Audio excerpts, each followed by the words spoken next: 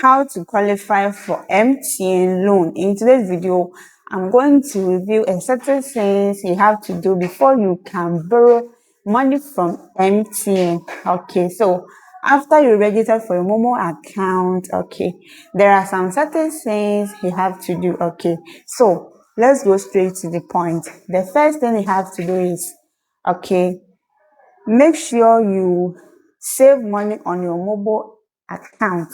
Okay, you use your mobile money account regular. Okay, you use it to send money or use it to receive money. Okay, let's say after you register, if your sim is new, you use your momo at least for 3 months before you can qualify for MTN loan. Okay, if you're a person you doesn't save money in your momo account or use it to transfer money or receive money, I don't think if you are trying to borrow MTN loan they will give it to you. Okay, so if you do this, use your momo account. Okay, MTN will allow you to borrow their money. Okay, so the first money that you can borrow from MTN is 20 cedis. Okay, yeah, for me, when I started borrowing money from MTN, they gave me 20 cedis. Okay, so if the time they give it to you to pay it and then you pay it on time, okay, the next day when you borrow it